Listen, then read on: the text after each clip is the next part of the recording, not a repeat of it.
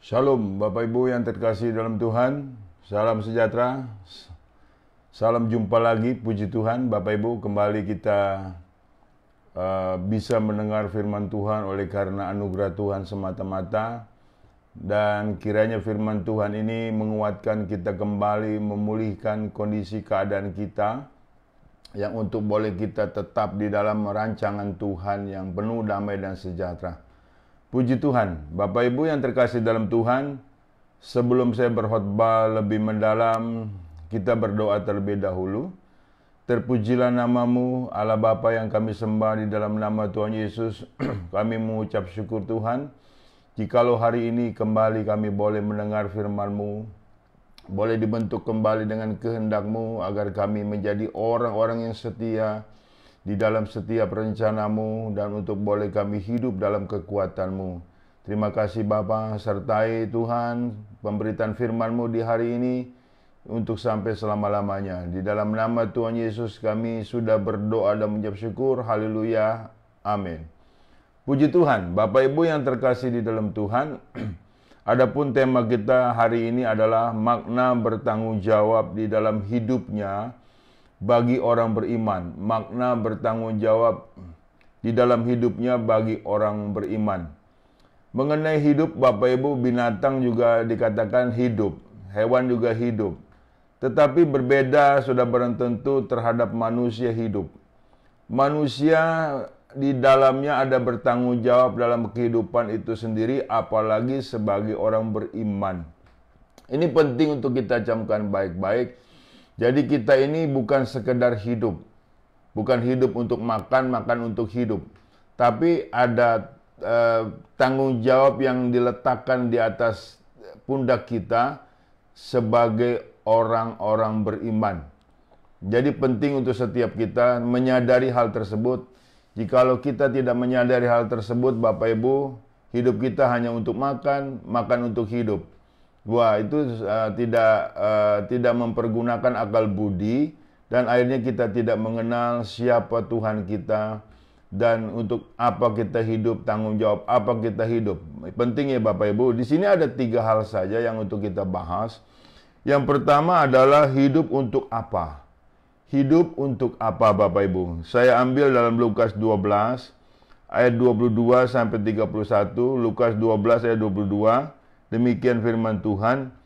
Yesus berkata kepada murid-muridnya, "Karena itu aku berkata kepadamu, janganlah khawatir akan hidupmu, akan apa yang hendak kamu makan, dan janganlah khawatir pula akan tubuhmu, akan apa yang hendak kamu pakai. Sebab hidup itu lebih penting daripada makanan, dan tubuh itu lebih penting daripada pakaian. Perhatikanlah burung-burung gagak yang tidak menabur dan tidak menuai dan tidak mempunyai gudang atau lumbung, namun demikian diberi makan oleh Allah. Betapa jauhnya kamu melebihi burung-burung itu. Siapakah di antara kamu yang karena kekhawatirannya dapat menambah sahasta pada jalan hidupnya? Jadi jikalau kamu tidak sanggup membuat barang yang paling kecil, mengapa kamu khawatir akan hal-hal lain? Perhatikanlah bunga bakung yang tidak memintal dan tidak menenun, namun aku berkata kepadamu, Salomo dalam segala kemegahannya pun tidak berpakaian seindah salah satu dari bunga itu. Jadi jika rumput di ladang yang hari ini ada dan besok dibuang ke dalam api, demikian didandani Allah, terlebih lagi kamu, hai orang yang kurang percaya. Jadi janganlah kamu mempersoalkan apa yang akan kamu makan dan apa yang akan kamu minum, dan janganlah cemas hatimu. Semua itu dicari bangsa-bangsa di dunia yang tidak mengenal Allah, akan tetapi Bapakmu tahu bahwa kamu memang memerlukan semuanya itu. Tetapi carilah kerajaannya, maka semuanya itu akan ditambahkan juga kepadamu.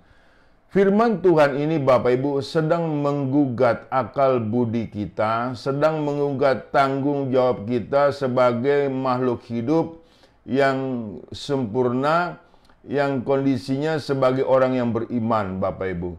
Dan firman ini juga saudara sedang menggugat akal budi kita, mau dikemanakan kita punya akal budi, mau diapakan akal budi kita yang melebihi hewan, yang melebihi makhluk hidup lainnya. Ya kan? Bahkan di sini saudaraku, Tuhan mengizinkan untuk kita mencari kerajaannya. Tuhan ini untuk mengizinkan kita mencari kehendaknya. Untuk itulah kita hidup bertanggung jawab. Jadi bukan hidup sekedar makan, makan sekedar hidup. Itu namanya hewan yang tidak ada tuntutan tanggung jawab di dalam hidupnya. Karena hewan dikatakan bahwa tidak ada tanggung jawab kepada Tuhan. Lain dengan manusia, Bapak Ibu. Memang, saudaraku, kalau di padang gurun sana atau di timur tengah sana, nilai tanpa makanan, nilai tanpa pakaian, nilai tanpa minuman itu mati, Bapak Ibu. Karena alamnya itu sangat-sangat ekstrim sekali. Kalau panas, dia panas, saudaraku. Kalau dingin, dia dingin. Bayangkan kalau tidak ada makanan, tidak ada minuman, dan tidak ada pakaian, saudaraku. Ya kan, pasti mati. Tetapi tidak melulu kita dalam kondisi seperti itu. Makanya di sini kita sebagai makhluk hidup yang beda dengan hewan, Bapak Ibu, akal budi kita ini harus dipakai. Kita ini hidup untuk apa? Ya kan, kita ini hidup untuk siapa? Ini penting bagi setiap kita. Makanya nilai orientasi kita hidup bukan sandang papan pangan yang dicari bangsa-bangsa yang tidak mengenal Allah. Bahkan Allah mereka atau Tuhan mereka adalah perut mereka itu sendiri. Kita tidak demikian, Bapak Ibu. Kita dikatakan jangan carilah lebih dulu kerajaannya. Ya kan, carilah lebih dulu siapa yang menciptakan kita, siapa yang memelihara kita, sumber berkat kita itu siapa. Ini penting, Bapak. Jadi kita hidup untuk apa? Untuk kerajaannya. Jadi dengan demikian kita mengerti akan nilai kehidupan ini, menjalankan nilai-nilai apa yang Tuhan inginkan, apa yang Tuhan perintahkan, apa yang Tuhan maksudkan, apa yang Tuhan itu senang di dalam hatinya. Itulah untuk kita hidup. Ya saudaraku, kalau hidup sekedar sandang papan pangan, pasti nilai kekhawatirannya memunculkan nilai putus asa. Tetapi kalau kita tahu maksud Tuhan, kita ada di bumi ini, kita boleh hidup di muka bumi ini, dan kita memakai iman kita kepada nilai-nilai Tuhan, itu sangat luar biasa, Bapak Ibu. Makanya di sini kata Tuhan, carilah lebih dulu kerajaannya. Ya kan, saudaraku, kita tidak bisa hidup selalu khawatir. Kita tidak bisa hidup selalu khawatir. Kekhawatiran tidak membuat kita hidup. Makanya dikatakan, adakah dengan kekhawatiran engkau bisa menambah umur? Tidak bisa, saudaraku. Memang hidup ini mengkhawatirkan, tetapi kita bukan hidup untuk khawatir. Kita untuk hidup mempermuliakan nama Tuhan. Kita adalah sebagai orang beriman, hidupnya sudah jelas beda dengan orang-orang yang tidak beriman, saudaraku. Iya kan? Apakah kita tidak ada kekhawatiran? Ada, tetapi kekhawatiran itu jangan dibiarkan berakar. Apalagi khawatir soal makan, minum, dan pakai. Itu adalah sudah dalam jaminan Tuhan, Bapak Ibu. Di 1 Korintus 2 ayat 9 dikatakan, apa yang tidak pernah dilihat oleh matamu, apa yang tidak pernah didengar oleh telingamu, apa yang tidak pernah timbul dalam hatimu, itu yang Tuhan sediakan bagi orang-orang yang mengasihi Dia. Nah, korelasi kita dengan Tuhan itulah untuk kita hidup. Kita hidup untuk apa? Kita hidup untuk kerajaannya. Mencari kerajaannya, artinya mencari nilai-nilai kebenarannya. Supaya kita hidup tetap di dalam kebenarannya. Tidak seperti orang-orang yang tidak mengenal Allah, hidup semau gue, hidup penuh hawa nafsu, hidup penuh kedagingan, bahkan lebih buruk dari hewan. Kita tidak demikian kondisinya. Kita adalah makhluk hidup yang Tuhan ciptakan untuk menjadi penyembah-penyembahnya. Menjadi penyembah-penyembah sumber kehidupan yang kita kenal di dalam Tuhan Yesus Kristus. Di sini paham ya Bapak Ibu ya. Jadi saudaraku, makna bertanggung jawab di dalam hidupnya bagi orang beriman adalah hidup untuk apa? Pastinya hidup untuk kerajaan surga. Hidup untuk kerajaan, carilah lebih dahulu kerajaannya beserta kebenarannya, semua akan ditambahkan. Jadi Tuhan sendiri tidak pernah berhutang, Bapak Ibu. Untuk itulah kita hidup. Jadi hidup kita tidak percuma. Hidup kita, saudaraku, mempermuliakan Tuhan. Hidup kita adalah untuk kerajaan sorga. Itu hidup kita yang sesungguhnya, hidup kita yang hakiki, yang sebenarnya. Bagaimana dengan hidup Bapak Ibu sekalian yang engkau hidupi?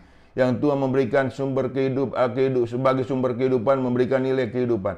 Tapi sayang sekali Bapak Ibu, orang yang mengaku bertuhan, hidupnya seperti tidak bertuhan. Pengharapannya saudaraku tidak ada, putus asa, khawatir, ketakutan. Nggak bisa kita hidup seperti itu.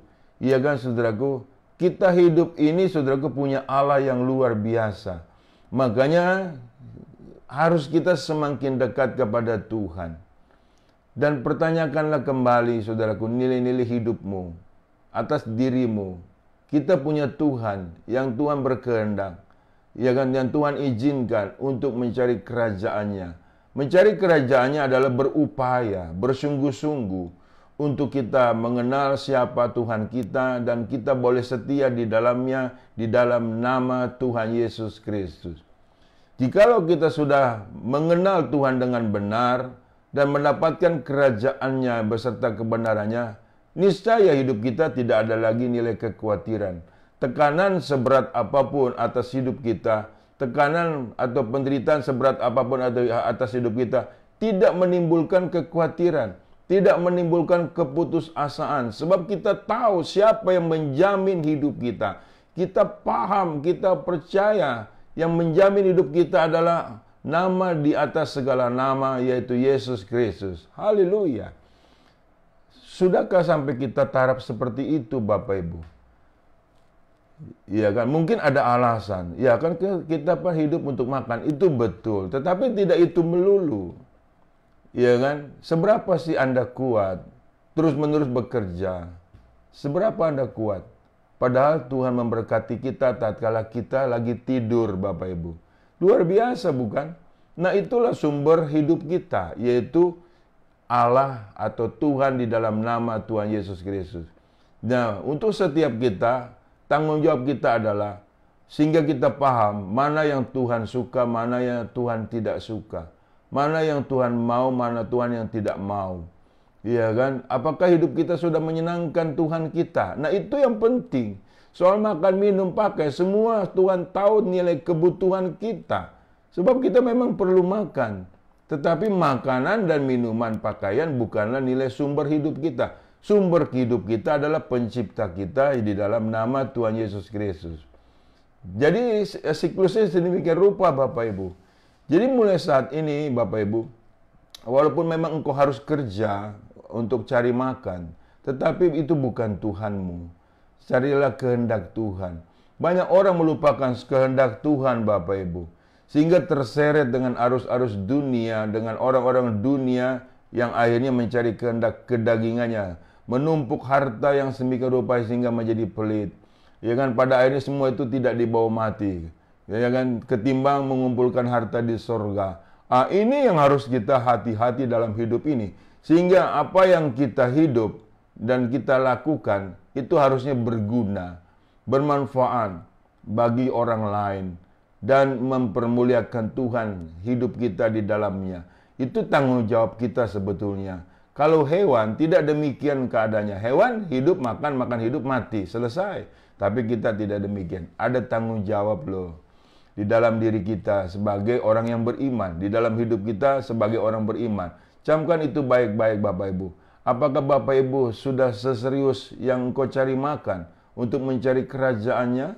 Kalau engkau belum seserius apa yang kau makan, kau lebih serius cari makan, kau lebih serius cari penghasilan, nanti engkau akan kecewa. Tatkala engkau sakit, siapa yang menjamin kesembuhanmu?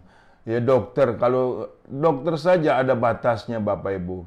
Ya kan, nggak bisa kekayaanmu, ya kan, menjamin nilai hidupmu, menjamin nilai kebahagiaanmu, menjamin nilai sukacitamu, kecuali hidup di dalam kehendak Tuhan. Hidup di dalam kerajaan sorga, di bumi seperti di sorga. Itu yang harus kita dapatkan.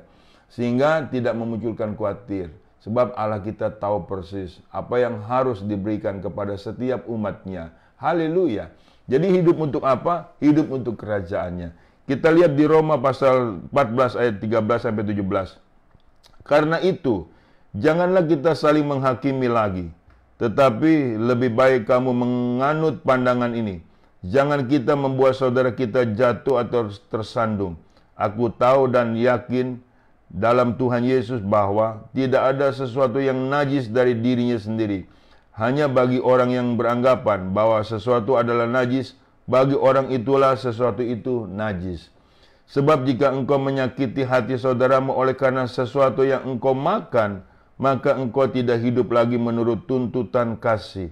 Jangan engkau membinasakan saudaramu oleh karena makananmu, karena Kristus telah mati untuk dia. Apa yang baik yang kamu miliki, janganlah kamu biarkan difitnah. Sebab kerajaan Allah bukan soal makanan dan minuman, tetapi soal kebenaran, damai sejahtera, dan sukacita oleh Roh Kudus. Ini perbedaan orang yang tidak mengenal Allah dengan orang yang mengenal Allah. Orang yang mengenal Allah dalam hidupnya bukan soal makanan ini najis, makanan ini haram, tetapi adalah soal nilai kebenaran, damai sejahtera, dan sukacita oleh Roh Kudus. Itu orang yang sudah mengenal Allah. Ini penting untuk kita pahami. Tapi kalau orang Tuhannya adalah makanan, nah makanan itulah yang dijadikan polemik. Makanan itulah yang untuk membinasakan sesamanya. Gara-gara makanan, Bapak Ibu, itu haram segala macam, dihajar, dianiaya segala macam. Kita tidak demikian. Kita ini adalah penuh dengan kebenaran Kristus, damai sejahtera dan sukacita oleh Roh Kudus, dan penuh kasih satu sama lain. Jadi makanan, saudaraku, bukan menjadi bahan polemik seperti tersebut, Bapak Ibu.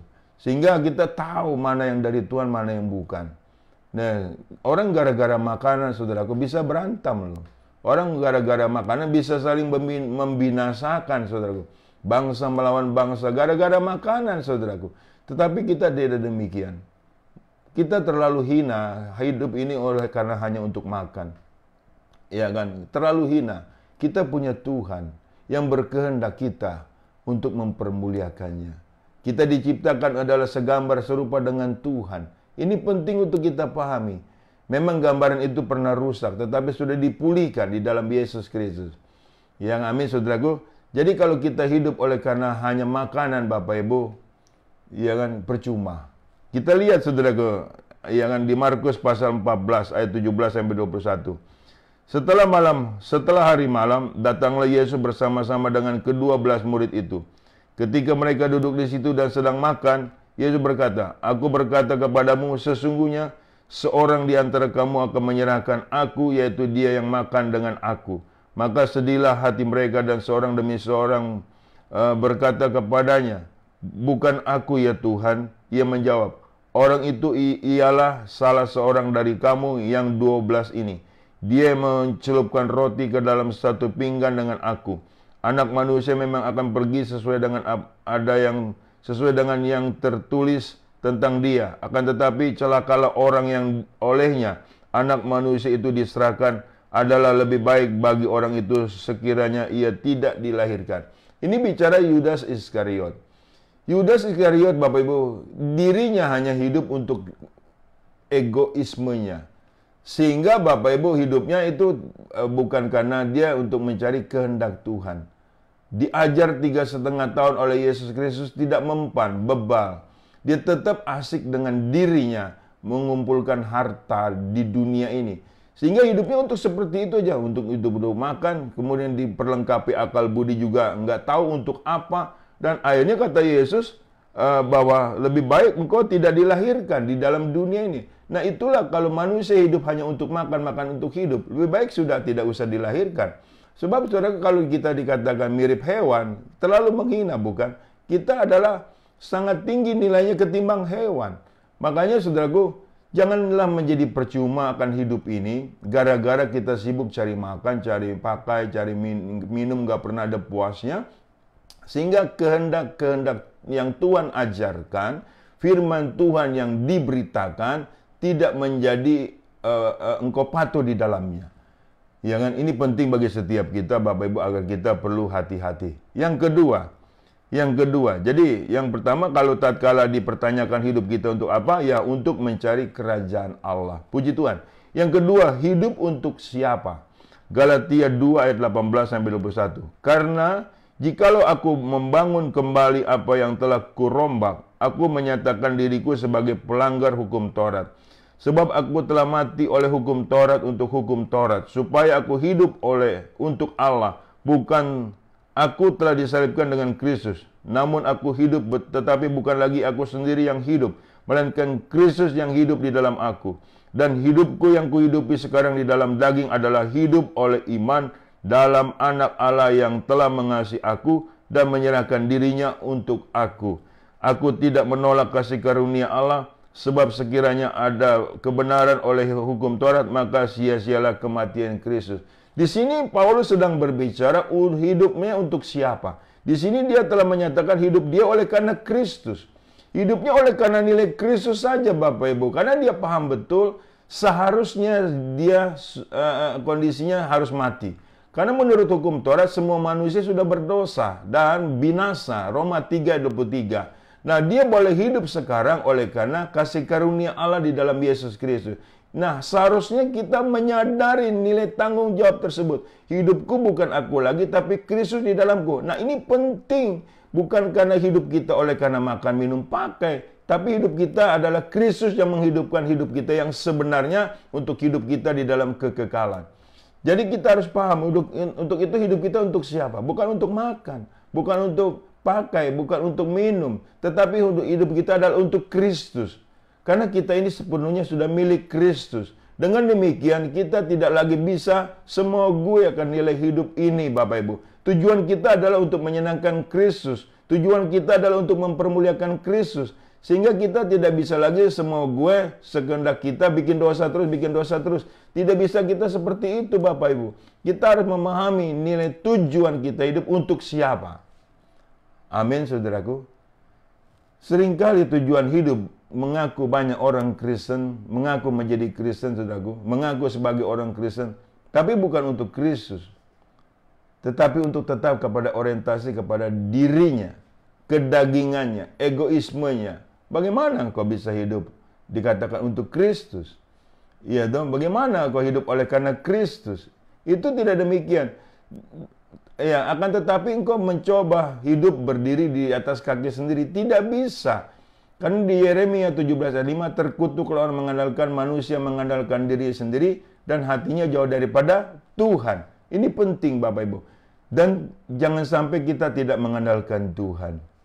Makanya kata Paulus, yang aku hidupi adalah karena Kristus, bukan karena nilai diriku. Aku sudah mati oleh karena hukum Taurat dan untuk hukum Taurat, tetapi aku hidup oleh karena nilai-nilai kasih karunia.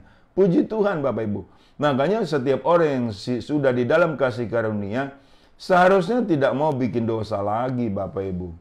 Ya kan? Sebab hidupnya sudah diserahkan kepada nilai Kristus. Persembahkanlah tubuhmu sebagai persembahan yang hidup, yang kudus, yang berkenan kepada Tuhan. Itu adalah ibadahmu yang sejati. Untuk itulah kita hidup bertanggung jawab sebagai orang beriman. Itu intinya, Bapak Ibu.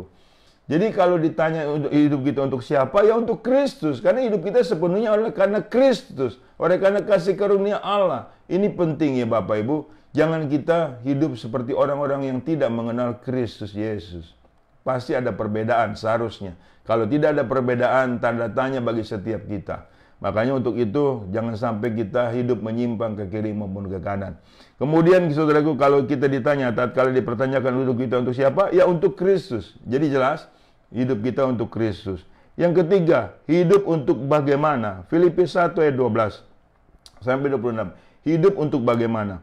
Filipi 1:12, aku mengendaki saudara-saudara supaya kamu tahu bahwa apa yang terjadi atasku ini justru telah menyebabkan kemajuan Injil, sehingga telah jelas bagi seluruh istana dan semua orang lain bahwa aku dipenjarakan karena Kristus. Dan kebanyakan saudara dalam Tuhan telah beroleh kepercayaan karena pemenjaraanku, untuk bertambah berani berkata-kata tentang firman Allah dengan tidak takut. Ada orang yang memberitakan Kristus karena dengki dan perselisihan, tetapi ada pula yang memberitakannya dengan maksud baik. Mereka ini memberitakan Kristus karena kasih, sebab mereka tahu bahwa aku ada di sini untuk membela Injil. Tetapi yang lain karena kepentingan sendiri dan dengan maksud yang tidak ikhlas, sangkanya dengan demikian mereka memperberat bebanku dalam penjara.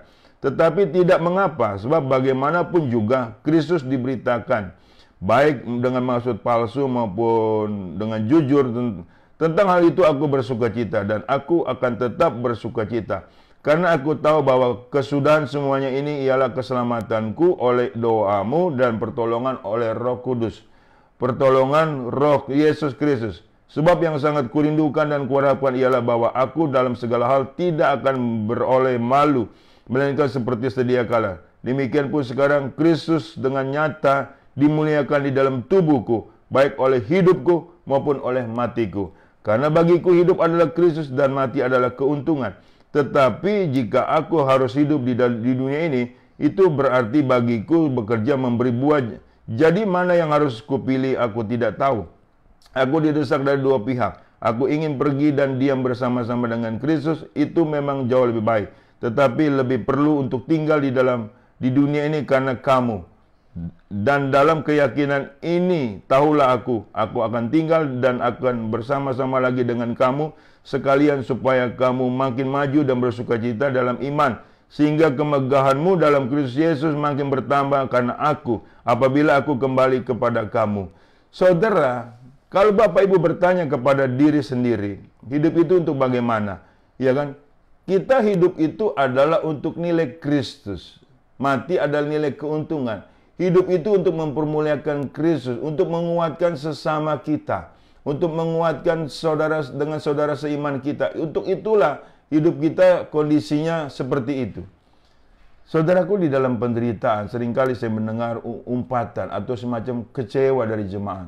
Pak Pendeta, hidup saya harus bagaimana? Saya menderita. Kok begini jadinya saya menjadi Kristen? Saudaraku, ini banyak sekali orang kecewa semacam itu. Saudara, kalau Anda tanya hidup untuk bagaimana? Hidup itu untuk Injil Kerajaan Sorga. Hidup itu untuk mempermuliakan Tuhan. Jadi untuk menguatkan saudara-saudaramu. Saudara, dalam pelayanan saya baru 2 jemaat. Sebetulnya bukan jemaat yang di gereja kami. 2 ya kita anggap jemaat Tuhan lah ya. Baru 2 jemaat Bapak Ibu yang saya doakan, kemudian dia minta mendoakan saya. Padahal mereka lagi sakit. Yang satu sakit kanker getah bening. Iya kan? Waktu saya datang untuk menjenguk itu pun karena tetangganya jemaat di kami bergereja, saya pikir saudaranya ibu itu, ternyata tetangganya. Sudah barang tentu beda dogma ya Bapak Ibu. Tapi ini luar biasa Bapak Ibu. Ya kan, dalam kesakitan yang sangat amat menderita. Waktu saya bilang sabar ya Pak, dia tersenyum. Kemudian sebentar nanti saya akan mendoakan Bapak. Kita berserah kepada Tuhan kita Yesus Kristus. Dia tersenyum. Kemudian dia bilang, ya semua saya sudah berserah kepada Tuhan. Ya kan, kalau Tuhan berkehendak saya pulang ke sorga, saya siap. Kalau Tuhan berkehendak aku panjang umur, aku siap. Untuk supaya hidupku lebih berarti lagi kepada nilai istrinya, kepada nilai anaknya yang satu itu Bapak Ibu. Karena dia beranggap istri dan anaknya masih membutuhkan dia. Iya kan, oke Pak, kita berdoa kalau demikian. Jadi nggak sungut-sungut Bapak Ibu. Baru 2 saya mendapati orang tersebut. Tatkala saya mendoakan Pak Pendeta, boleh gak saya usul? Usul apa? Saya bilang. Tatkala Pak Pendeta sudah mendoakan saya ingin mendoakan Pak Pendeta. Waduh, saudaraku, saya kaget sekali saudaraku. Luar biasa, sedangkan dia lagi sakit. Tapi dia tidak putus asa. Dia tidak sungut-sungut. Bapak mau doakan saya? Ya, saya mau doakan Pak Pendeta. Apa tidak boleh? Boleh sekali. Saya baru dapat semacam ini. Boleh sekali Pak. Nanti kita saling mendoakan. Orang itu tidak peduli lagi dengan penderitaannya. Tidak ada pertanyaannya hidup saya harus bagaimana. Dia tahu persis hidup dia selalu mempermuliakan Tuhan. Seharusnya demikian dalam setiap hidup kita. Akhirnya setelah saya mendoakan Bapak Ibu, kemudian dia juga mendoakan saya. Yang mendoakan menguatkan saya. Itu sungguh luar biasa. Padahal fisiknya lagi sakit loh. Jarang orang seperti itu Bapak Ibu. Dan akhirnya orang ini bagaimana Bapak Ibu? Akhirnya orang ini sembuh dari kansernya. Sungguh luar biasa Bapak Ibu. Iya kan? Ini sangat luar biasa. Tapi kecenderungan tidak demikian secara mayoritas. Di dalam kesakitan, apalagi kalau parah, yang muncul sungut-sungut, yang muncul marah-marah, yang muncul kecewa dengan Tuhan. Dengan mengatakan Tuhan sudah tidak peduli. Akhirnya hidup saya seperti ini. Bagaimana nih Pak Pendeta tanggung jawab Tuhan? Nah, kalau saya balikin, bagaimana tanggung jawab kamu terhadap Tuhan? Nggak nampak. Nggak ada. Jadi sekian tahun, sekian puluh tahun bergereja, tidak ada hasilnya. Justru harusnya kita saling menguatkan Bapak Ibu. Saya juga manusia Bapak Ibu. Seringkali saya akui secara jujur, kalau kita mendoakan orang sakit dengan sungguh-sungguh, kita juga stres loh Bapak Ibu. Iya tuh. Nah, untuk mulai saat ini, kalau ditanya hidup untuk bagaimana? Hidup untuk karena Kristus, mati adalah nilai keuntungan. Jadi Paulus mengatakan, aku hidup oke, mati pun oke. Karena semuanya sudah dalam jaminan di dalam Yesus Kristus. Tidak ada lagi nilai kekecewaan. Hidup sebagai orang Kristen seharusnya saudaraku tidak ada lagi bibit-bibit kekecewaan apapun yang terjadi. Saya salut dengan jemaat tersebut walaupun bukan jemaat di gereja kami, Bapak Ibu. Iya toh?